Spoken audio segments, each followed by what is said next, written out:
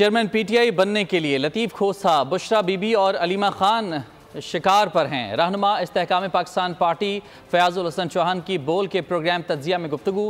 कहा, अलीमा खान की ख्वाहिश पूरी होती नजर नहीं आ रही। लतीफ़ खोसा से पूछें, उन्होंने पीपल्स पार्टी अभी तक छोड़ी है या नहीं।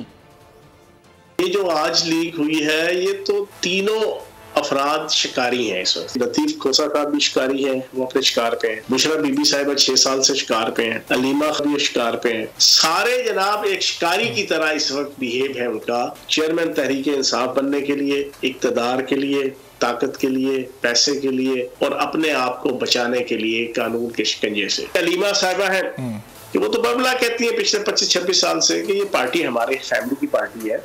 अब उनकी ये ख्वाहिश उनको पूरी होती हुई नजर नहीं आ रही। लतीफ खोसा साहब से पूछे, यार आप तहरीक इंसाफ के चाचे मामे ताए पोपड़ बने हुए हैं, आपने अभी तक पीपल्स पार्टी को बकायदा छोड़ी नहीं है। बुशरा बेगम साहिबा फंसी हुई हैं अपनी करप्शन, बदयांती और मारामारी के जो सारे केसेस हैं, वो अपनी जान बचाने के चक्करों में वो जान बच नहीं रही। अभी सारे आपस में लड़ रहे हैं।